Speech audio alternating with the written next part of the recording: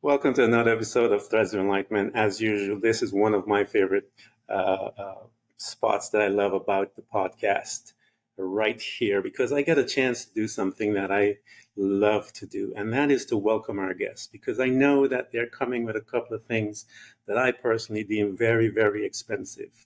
Time, one of the most precious commodity given to the soul that lives here as an individual. Every one of us have 24 hours. What we do with that 24 hours determine the life that we live. The other is the journey. The journey housed who they were and made them who they are today. So we are honored that Tracy is here to share of her journey because it was the powerful force that created this powerful, empathetic, beautiful spirit that is before us today. Tracy, thank you so much for coming to Threads of Enlightenment. Thank you so much for having me. I could listen to you all day, every day. You have such a peaceful way about you, and it's just such a great way to start my day. So thank you for having me. You are so welcome. Honor us with the information by which you serve mankind, because I tell people that our journey is designed to make us servants. So, how do you serve those that are around you?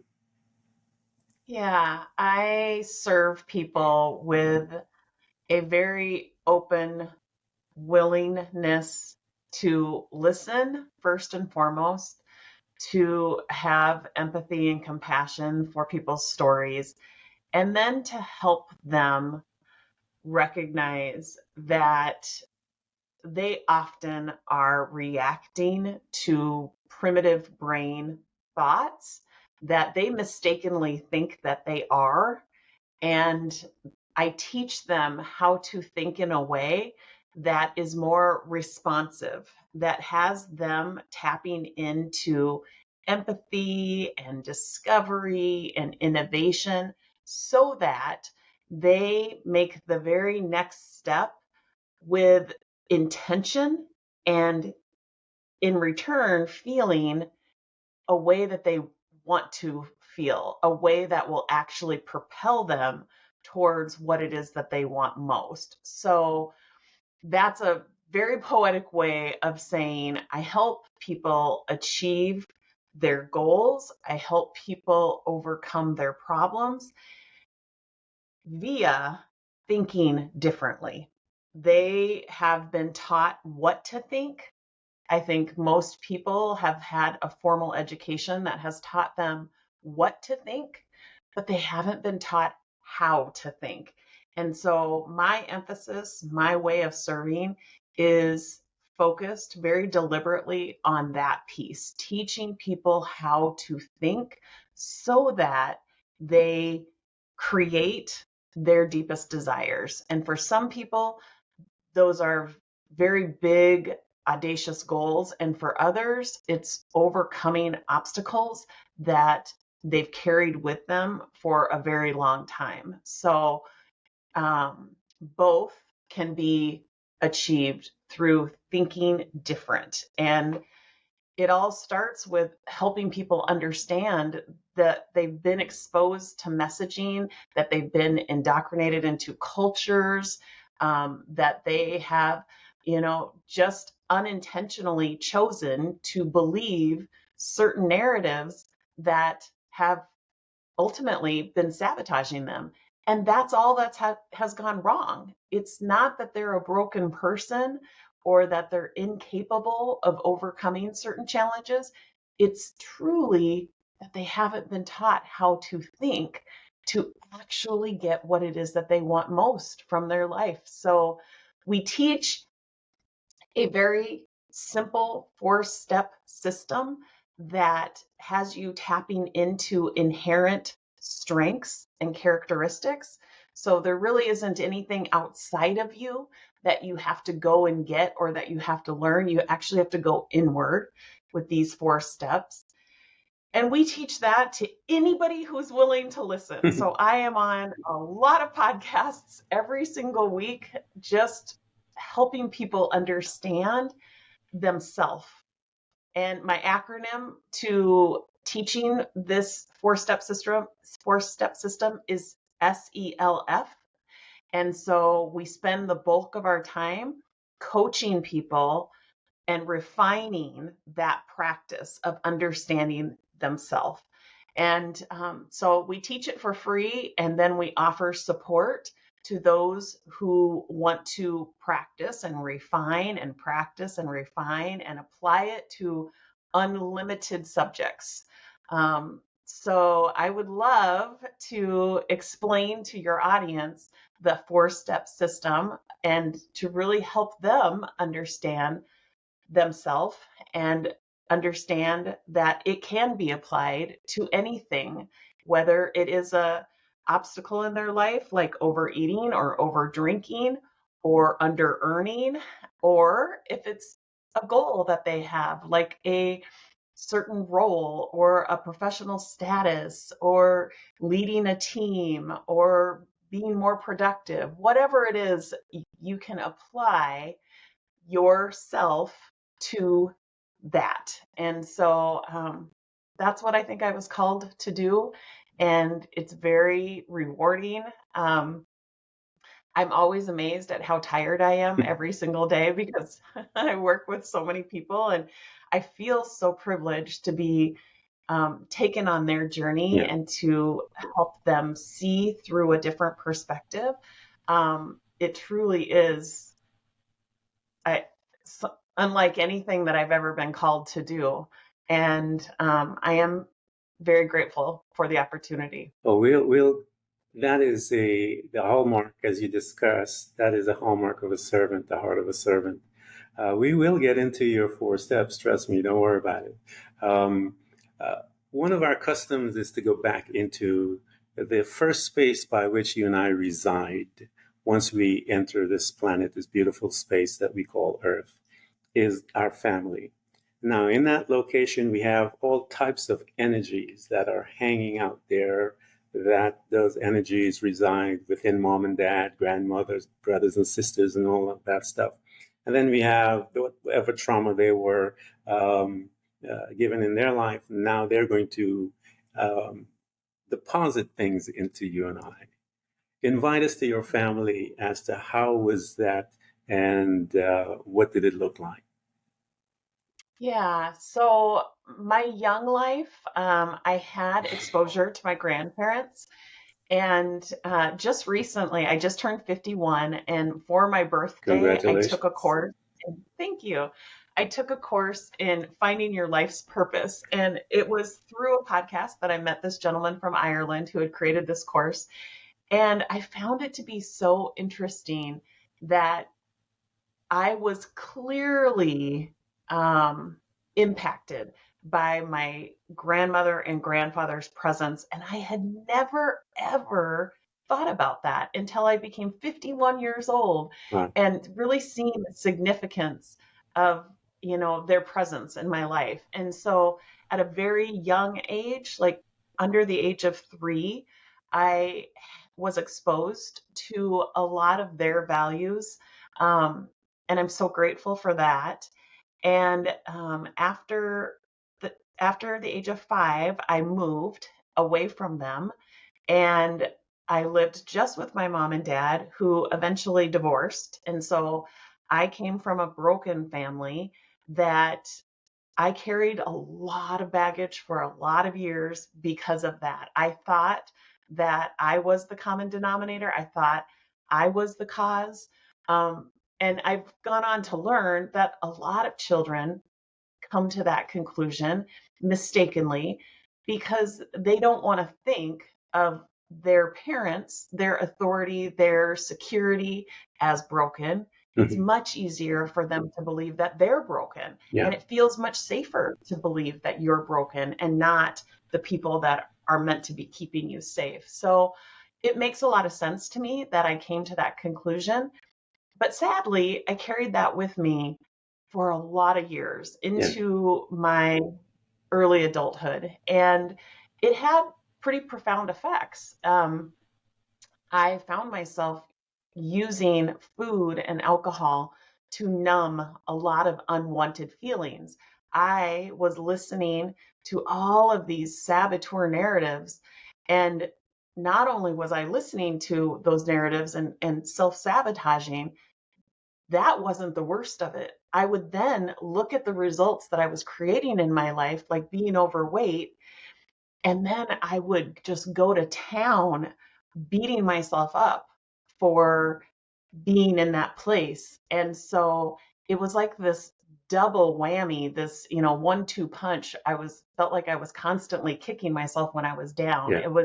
There was no trying to help somebody because they were worthy. I felt so unworthy that I didn't even seek help. And so there was this very perpetual cycle going on.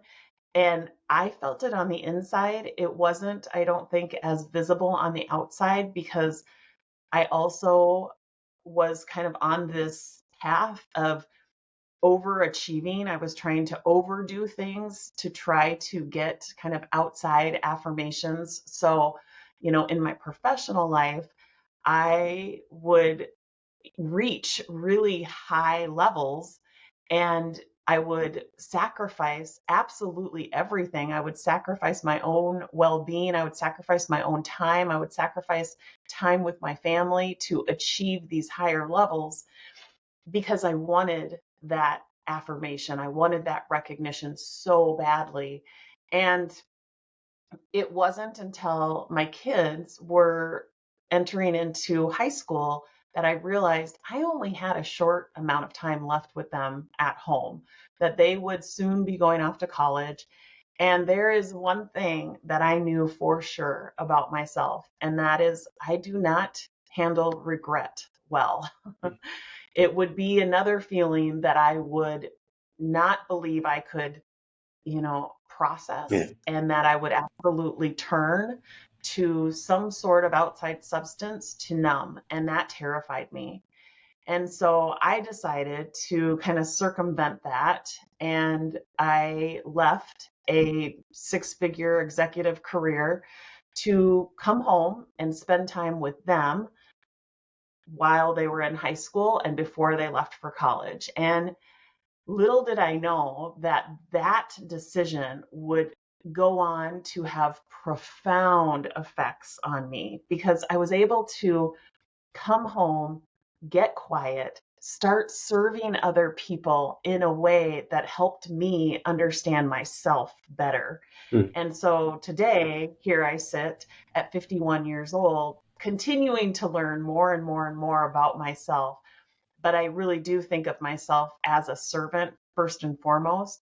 And it is through all of those obstacles, all of the contrasts that I've been through, the divorce and the over drinking and the overeating and being overweight and really struggling with, alcohol addiction and having relationship issues as a result of that, Mm. that I now know that all of those things were meant to have happened so that I could better understand myself and bring forward a message of how that transpired and how I grew from that and how I was never broken, that those were the things that created desire within me that has resulted in things like Self-Made You that has gone on to impact hundreds and hundreds of people. And so I am grateful for all of those experiences. I now see,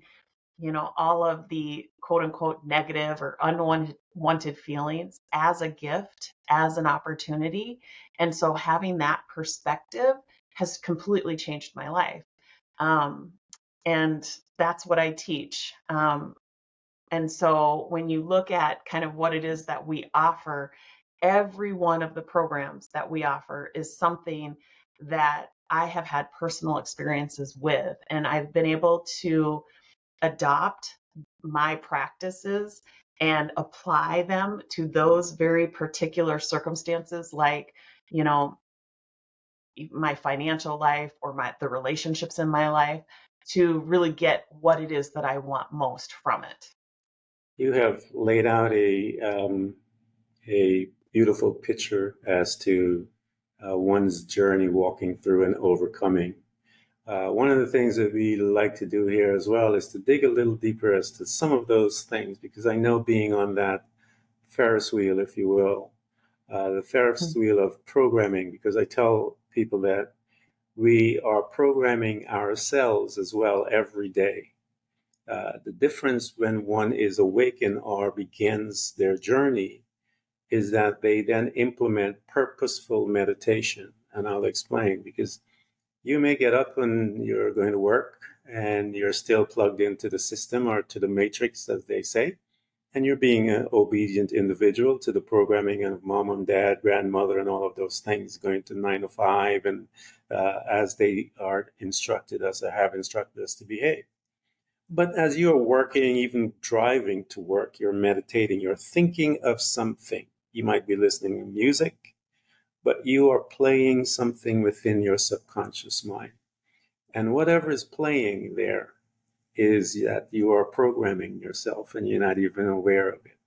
You may be thinking of, like you said, some of the things could be because of your weight, because of your eating habits, and you may pick one of those things.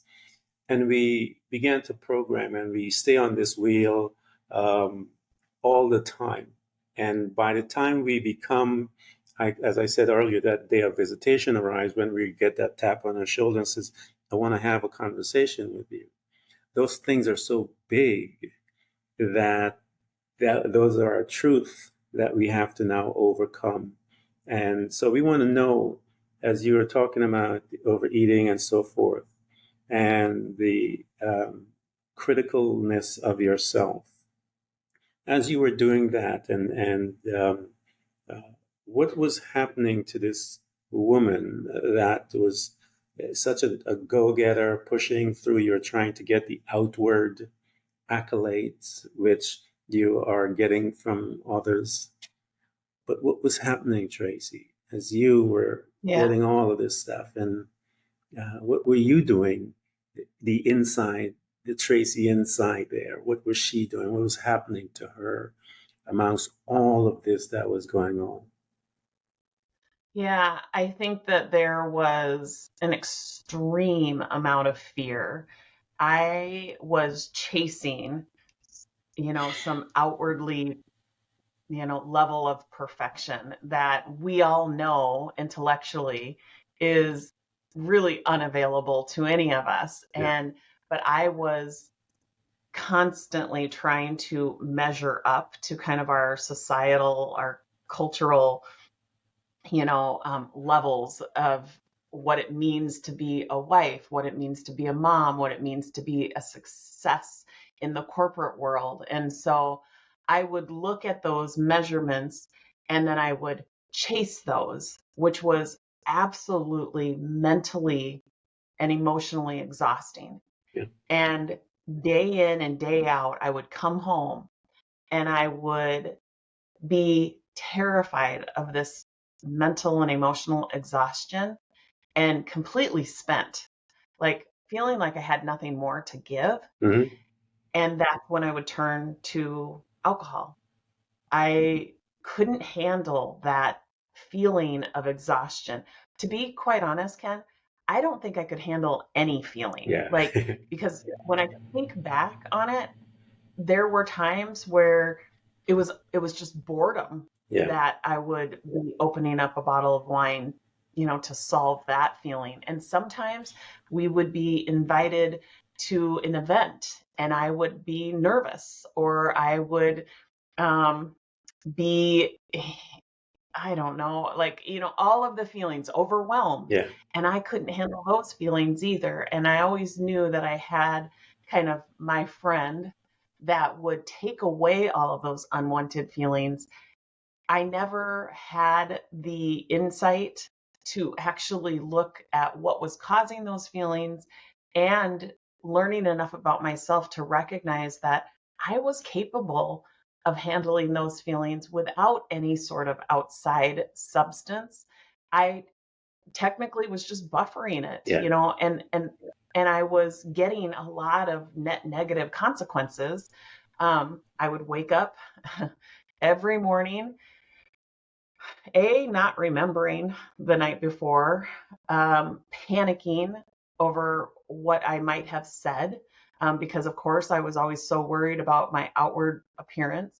Um, I'm a very, kind of even-keeled person, Yeah. so I'm not a very angry person. The way I would kind of present after drinking alcohol was just kind of either funny or just quiet. And so Yeah. thankfully, I didn't have a lot to worry about, but nonetheless, I did worry about that. And more so the regret and the shame came Yeah. from not being able to even remember the night before. And that just kept happening, because then I would kind of layer on this guilt and this shame that Hmm. I didn't know how to handle. And that would just lead to the next Yeah. evening's, session. And so I actually was able to lose the weight and stop using food as a buffer first in my life. And so I started to look at some of those principles Was it that after, let me ask you a question here. Was it after you had left, you had vacated the corporate world that you began to manage the weight, or was it before? it was after I left. I had struggled with my weight pretty much my entire life. Hmm. So yo-yo dieting Yeah. was something I was very familiar with. Every sort of diet trend out there, I was familiar Yeah. with it. And so it wasn't until I really started to learn more about myself that I found the key Hmm. to unlocking all of the solutions that I needed to find. So I really did. I've always thought of myself as somebody who is pretty compartmentalized in her thinking, Hmm. which works for me and it can work against me. And I would say in this case, I had so many things going on in my life. I was a mom and I was a wife and I was a corporate executive and a volunteer and, all the things that it was hard to stay compartmentalized with my thinking because all of those things were kind of coming at me at the same time. And so it wasn't really until I left the demands of the corporate world, came home, and was really more able. I was in an environment that was quieter, Hmm. that I could actually control, that I kind of dug in and learned more about myself. And that's where it started. I mean, that's where it was ignited, and so much has happened since then. But I will say that some of the personal obstacles, personal challenges that I have overcome didn't happen until I was able to really focus more on myself and less on the things outside of me. Was the nexus to that, all of that, was the nexus, the revelation or the awakening of the children? Wait a minute, the kids are going to be away. I need to do that. That nexus there, was that the motivation, if you will, that says to me, I need to figure out what's going on with me? And then was that, as you began to dig deep and you began to notice these things, what tools It's did you bring really, in? yeah. So I would say I always say, it was a God thing. It was the universe because yes, I would say that it was my children getting older Hmm. that helped me make that decision to leave corporate. I didn't know that that would lead to a better understanding of myself. Yeah, I thought I was solving one problem.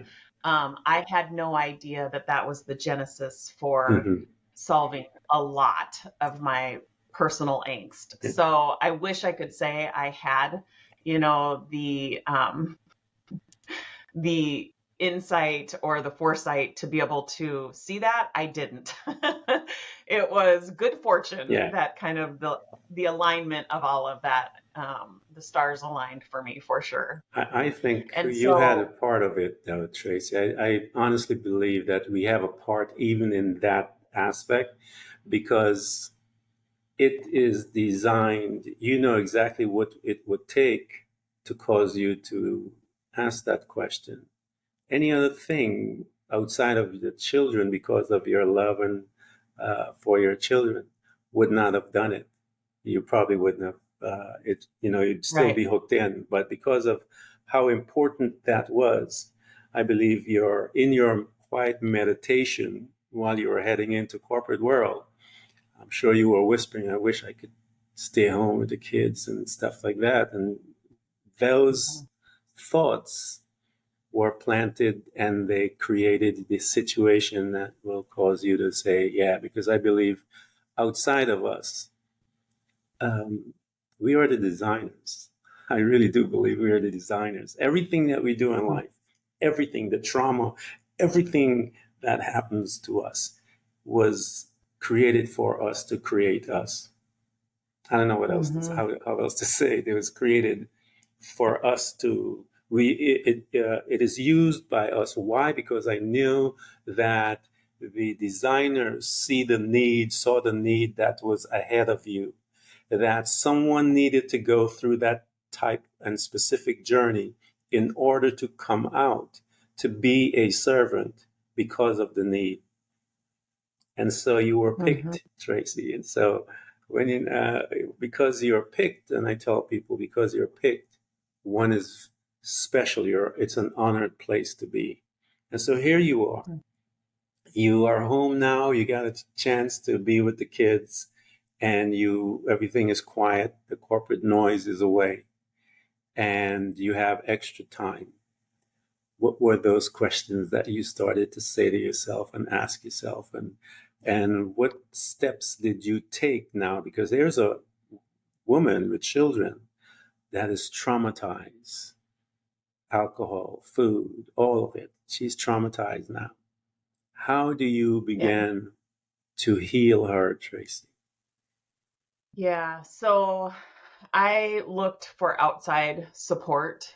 I recognized that this was bigger than something that I could probably overcome by myself. So I found a life coach that really helped me understand my thinking and gave me some tools to better understand Yeah, myself. And um, it became so clear to me that that was the foundation of everything, yeah, and that I never saw that I always thought that the solution was, there was always a silver bullet that existed outside of me that I hadn't yet found. yeah, That was the narrative that I lived by, and I was on such a pursuit to find it that when I recognized and understood and learned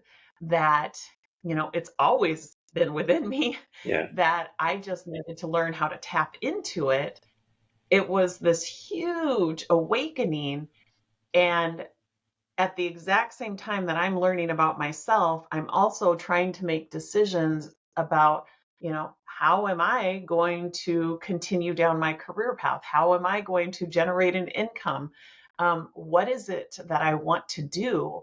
And looking back and having just a glimmer of insight into what it is that I do best and what fuels me, it was clear that I was meant to be a mentor, to be a leader in some capacity. And I've always looked at, okay, where are the gaps? What is it that I can bring forward? What is it that I can contribute that doesn't yet exist? And often you can look at your own experience to find the answer of that. And so when I wanted to transition out of corporate and work from home and start something from home, there was no roadmap for that. There was nobody out there doing it in a, very clear way, in a transparent way. And so I thought, there's probably a lot of women who would love to transition out of the corporate world and come home and start some purpose-driven business, and they're probably, full of value, but they don't know how to make that transition. Yeah. And so that's where I started. I kind of declared myself because I had the credentials of business. Yeah. I had the credentials of business operation, business strategy. And so I declared myself a consultant at the time, somebody who could mentor other women how to transition out of the 9 to 5 and create a purpose-driven business. And so I was very transparent in my offer. I just basically said, come do it alongside of me. Yeah. This is what I'm doing. And if you would like to come along for the ride, I'd love to have you. So that's where it all started.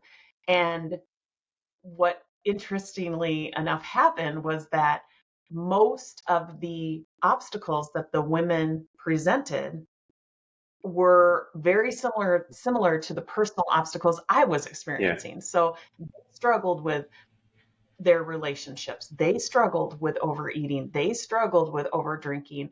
And so what I found is, even though these women were raising their hands saying, yes, I want to transition out of the corporate grind and I want to start my own purpose-driven businesses, it was, but first I want to solve these problems, these life problems. Yeah. And so then I found myself again going, okay, well, I have the credentials to help them with a business, but they have these life challenges that they really want to solve. And so I started to apply the concepts that my life coach was teaching me. And I realized quite quickly that, there was a void there. I wasn't fully equipped to fully help these women. So from there, I pursued a certification in life coaching. It was a year-long certification with a practicum attached to it. And since that time, that was back in 2018. And since that time, I have been very choosy about the different learnings, the different practices that I adopt into my practice today. And I am a lifelong learner. And so I consistently am in search of new tools that I can, layer into the different offerings that we have. And so it was a really interesting road. I look back on the journey from like 2019 to today, and it's been very fast paced. Yeah. It's been full of learning different concepts and applications, and it's culminated into what we now offer at Self-Made You. And I've been able to create, I've been able to take concepts from people that I very much admire that taught me in a way that was very meaningful. And I've been able to combine it with other concepts and create what I now teach. And it is the way to create a sense of self-control, because that's what I was always missing. Yeah. I did not feel like I had any self-control. And so I go out and speak to primarily women, but I have a lot of men clients as well, but primarily women who are really feeling like they have no control. And so I created this 4-step system with the acronym of SELF to really help make that learning process a lot easier, because all they have to understand is themselves. And that's what I've dedicated my life to teaching now. And so that's the way it unfolded. I can't even tell you how much I appreciate you asking that question, Ken, because as I'm speaking it out loud, I'm like, wow, it's so interesting how that all came to be, and I'm very proud of it. It's a creation outside of my children and my marriage that I get choked up. I'm so proud of it. It's you. And it has impacted a lot of lives. Yeah, it's you. It came from you. I tell people that we were all pregnant, and try not to abort your pregnancy, because there are other people that need to experience your child, to have joy with your child. And so, what were some of those tools, Tracy, that you brought in as your mentor, your teacher, your coach was guiding you through. I tell people to Yeah. find those coaches that have been through some stuff. I have to keep it clean, so I say stuff, but you know, that's been The muck. damaged, yeah, Yeah. that's been hurt and been through Yeah. the road and know the terrain. Why? Because they're familiar with that terrain. Because when they talk to you, they will locate you from listening, and they will know exactly where you're at. But they have something that you don't know because they learned it as they were coming through their journey. They have the right question to ask you so that you can Yeah. uncover you. And so Right. they know the question, and based on that question, they're going to ask you that question that you didn't even know you had the answer within you. And as they provided that question with you, you'll see the lights goes on, and they began to, Mhm. that eyes began to lit up because they're beginning to see that it is in me. I had this thing I would tell people: the answer is in you. Sit down, Mhm. meditate, close your eyes, breathe, pick Yeah. one, And it, pick the answer. So, what were the tools that you yeah. brought into your life? Yes. Well, so interestingly enough, the biggest tool that is literally the foundation of everything that we teach is self-coaching. And all that really means is, learning how to ask yourself the right questions that will reveal how it is that you're feeling and why, and how those feelings are responsible for the behaviors, for the actions or the inactions that you are taking, and therefore creating all of your experiences, all of your results, moment by moment by moment. And so, what I learned from my coach was how to ask myself the right kind of questions. And, it was over the course of, listening and watching. It is an art. It's just like prompting. It's how do you prompt yourself to draw out very insightful answers? How do you learn how to listen to yourself? So it's been interesting as I've gone on to teach people how to self coach. It's been really interesting how many people are very good. They become very proficient at asking themselves the right question. And what I've learned is that they don't take the time to answer. So they'll ask the question, but they don't actually answer it. And Yeah, so as a coach, I'm listening for their answer and helping them find meaningful answers yeah, that, they can really kind of sink their teeth into and better understand themselves through.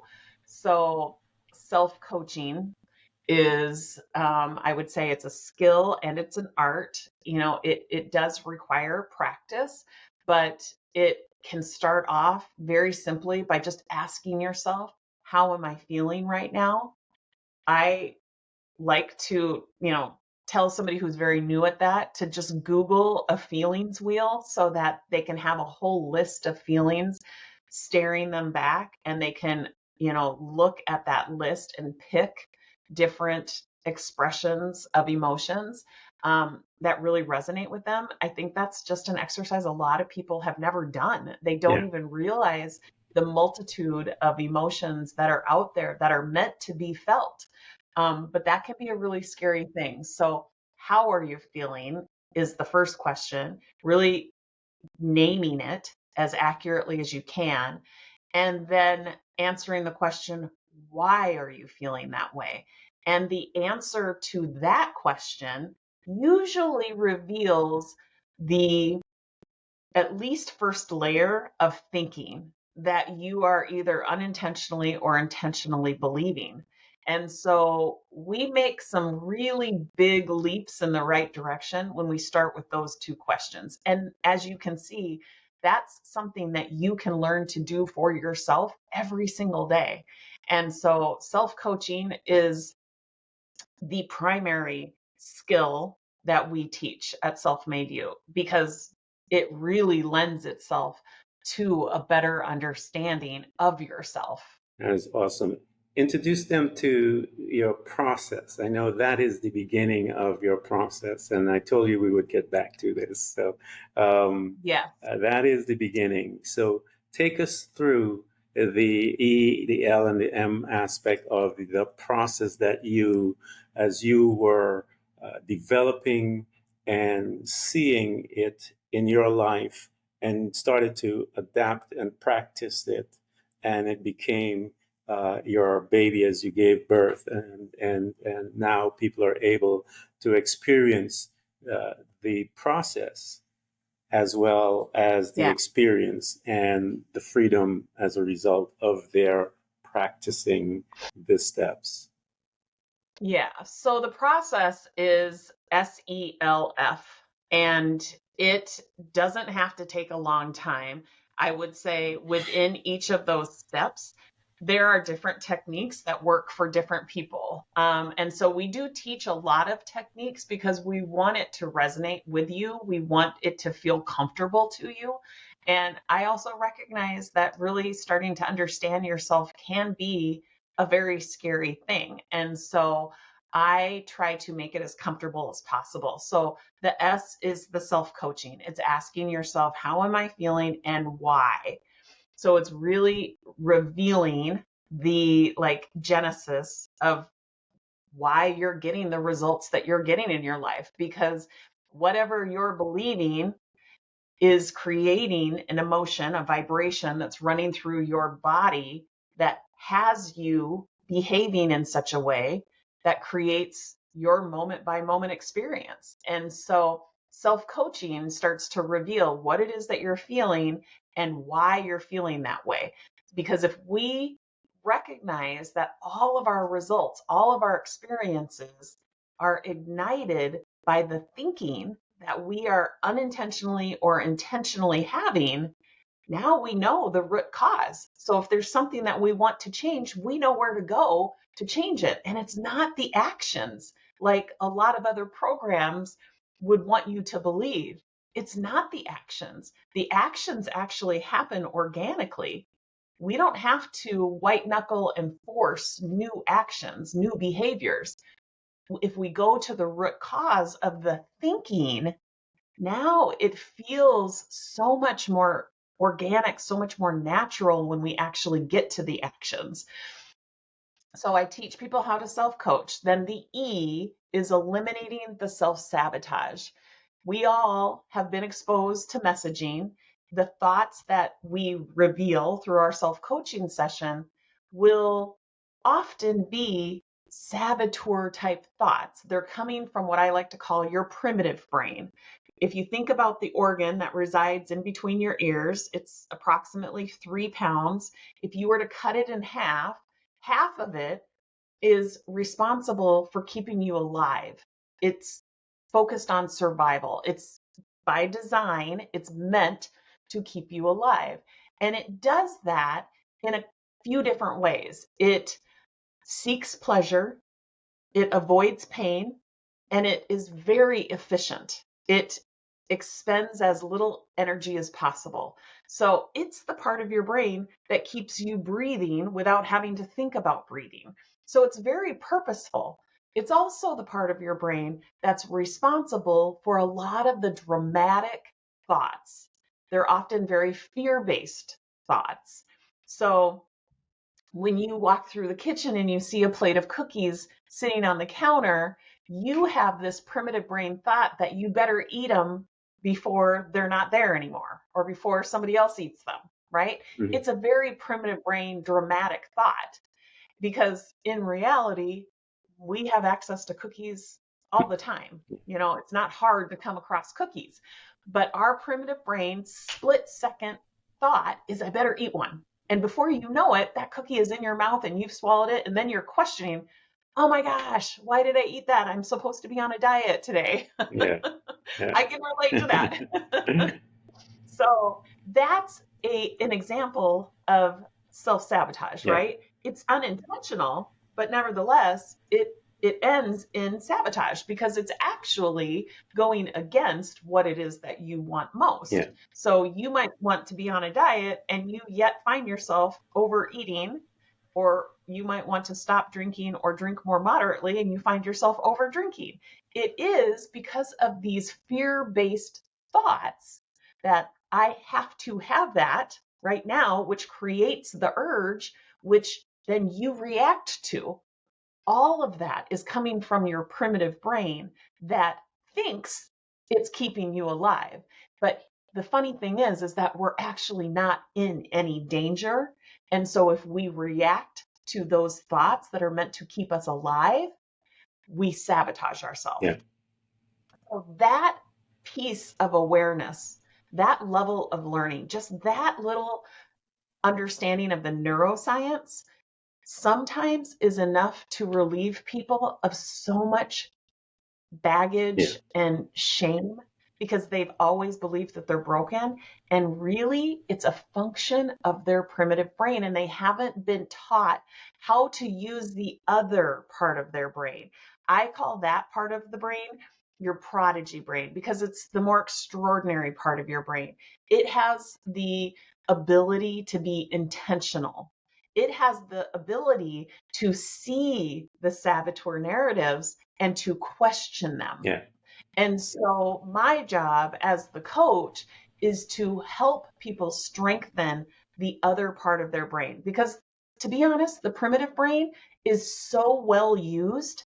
It is the strongest part. Everything is down regulated to that part of your brain because you've been using it without even knowing it your entire life. And so I want to introduce people to this other part of your brain. It's technically your prefrontal cortex, but how to strengthen that so that you can leverage the powers or the strengths that are only available to you when you're using that part of your brain. So the L is leveraging your strengths, but these are the strengths that are available to you through your prodigy brain. So it's like empathy, having empathy for yourself, having empathy for others, having empathy for circumstances, discovery, really exploring all the factors that are involved with certain circumstances so that when you find yourself very narrowly focused and very in like a black and white thinking pattern, you take off those blinders and you see all the factors that are involved. Just think about that. That's unavailable to you when you're operating from fear-based thoughts. You never would come to the conclusion that there might be other factors involved when you're reacting from your primitive brain. So we teach how to tap into those strengths that are only available to you through your prodigy brain. We teach you how to leverage those to get what it is that you most desire. And then finally, the F is forging intentional results.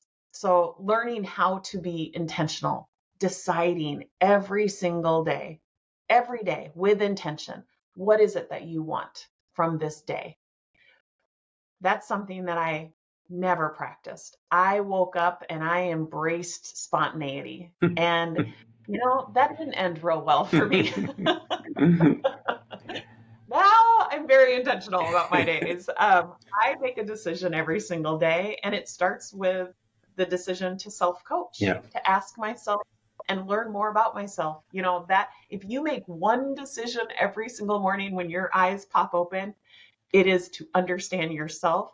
And you can do that by implementing the SELF system, operating from your prodigy brain versus just operating on default from your primitive brain. There are, of course, best practices involved with anything that anybody wants from their life, whether it's to heal a relationship or it's to make a certain amount of money. We all know that there's best practices, and most of us could Google those best practices. So yes, we bring to the table best practices, but if you notice, that's the fourth and final step. We don't start there.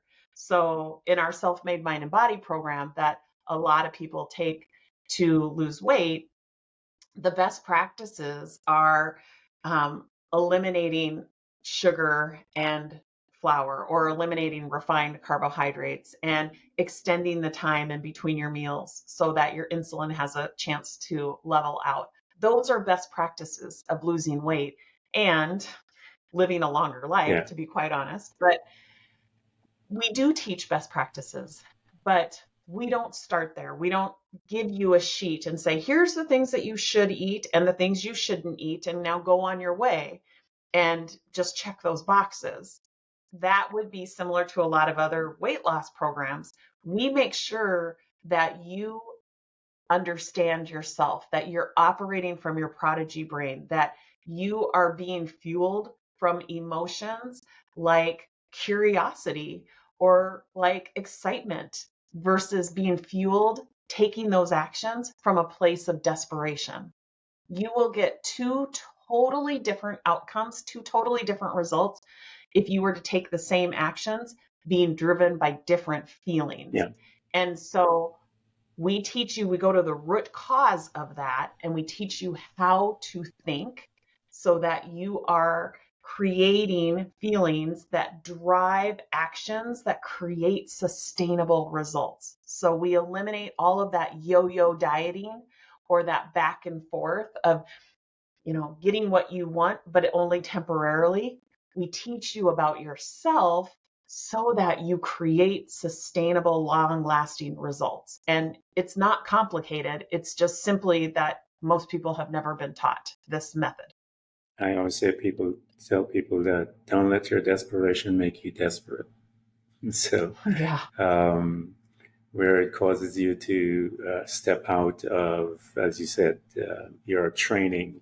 And when you step out, when you let your desperation make you desperate, you're in a fear-based thinking mode, and there's nothing there but disaster, as they say. So here you are, you got up, you're wonderful, you came up with your 4 stages, as they say, and in corporate America, it's called Corporate America Train. We like to have our acronyms and our steps going forward because this is how we laid out when we get before our audience and our team and began to lay it out. So here you are, you've got everything together. And now you're already seeing clients and stuff like that. And your first client is yourself. It works. It works because you're watching the results that it did for you. And so you are going to step out and take this beyond you. So talk to me right there, because here you are. You're going to now put it up there for everyone to get to. And you're going to start bringing in the people coming in your space. You were telling me earlier that you find yourself getting tired from all the clients. So here you are, you put it out there, and now it is complete. Walk us through one of those honored, if you will, moments when that individual comes. And you have taken them through these 4 steps. And as you're walking them, each one, that deeper revelation of self begins to happen to them. And you're in such a holy space to witness it. And as it grows and grows, and that the truth, the Bible says, the truth will set you free. And they're seeing the truth of themselves. Invite us to one of those, and So in 2020, I had kind of an insurgence of clientele because due to the pandemic, a lot of people found themselves at home, and a lot of people found themselves with time on their hands, and they really kind of came to this place where maybe it's time that I can actually work on myself a little bit. And the offer that seemed to be the most popular was our Self-Made Mind and Body program, and people wanted to lose weight. So I had an insurgence of clients at that time, and it was so interesting to me because the clients were being, indoctrinated into this new way of thinking, and they were so, excuse the pun, but they were so hungry for this, this understanding of themselves and a new way of losing weight. I look at it as becoming metabolically fit, and weight loss becomes a byproduct of that. Yeah. But so I do teach a lot of science. I teach the neuroscience, and I teach metabolic science. What ended up happening was people took this new way of thinking and started applying it to the relationships in their life. So a lot of these moms who were coming to me to lose weight started to recognize, wow, now that I'm thinking differently and I better understand myself, I'm seeing results in the relationships that I have with my children. I'm seeing results with the relationship I have with my boss or my place of work. And then they wanted to formally apply this practice to different goals, to different challenges. So it again organically started to present itself. And here's the crazy part. So here we are in 2023, and I would say 90% of the people who came through the door pre-pandemic, they're still with us. Wow. They're still with us today. And they are the ones who have become so proficient at applying these steps and have gotten so many mind-blowing results that are so meaningful to them that every day I lay my head on the pillow and I'm so grateful for the opportunity to come alongside of them. And I feel so privileged that they are willing to share their experiences with me, that they now have wanted to either indirectly or directly teach these concepts. So they typically most often start with their own children. And they're like, oh, I'm teaching my child how to use themselves as the solution to whatever problem, or they'll take it to work and they've taught their employees. But what became clear to me is, what would it look like to teach people how to teach this process in a more formal sort of way? And I started to think about Maslow's hierarchy of needs. I don't know if you're familiar with Maslow's hierarchy of needs. I'm from corporate America, man. We got Yeah. So, it's really a motivational hierarchy. So it's how motivated are you once you meet your basic needs. Now you can kind of move up into those like physiological needs. So you meet your safety needs, you meet your physiological needs, then you start to meet like the psychological needs, like the needs of belonging and recognition. And as you move up that hierarchy and you start meeting all of these needs, that very, very tippy top that most of us are in pursuit of is the self-actualization, like fulfilling your purpose. And what became so clear to me at the beginning of this year was when people were like, I want to learn how to teach this in a formal sort of way because I want to impact other people's lives. I looked at Maslow's hierarchy of needs and I was like, okay, well, we have an offer that meets the basic needs of safety and security, because we teach people how to create the financial desires that they have and the relationship desires. And we have the health and wellness program, and we have a leadership program, and we have a productivity program. So as you look at that hierarchy of needs, we check every single box until you get up to the self-actualization and you teach people how to impact other people's lives. And so it became clear to me, I need to develop a program that teaches people how to teach this. And so we launched Self-Made You Coach program that takes a lot of my students that have been with me for 2 to 3 years, and they go through formal training to become a coach to teach other people how to really heal the relationship with themselves so that they get what it is that they want from their life. And so that's new in 2023. And it really came to me one evening as I was really looking at, have we done everything we can? And the answer was no. Yeah. I was like, oh, wait a minute. We can teach people how to impact other people's lives. And my definition of being self-made is not an ego-driven definition. It's a purpose-driven Yeah. definition. And it really includes teaching people how to impact other people's lives. And so it was the missing piece for me. Yeah. I taught people how to take responsibility for their results, but I also wanted to lead them to then go on and teach that in an indirect or a direct way.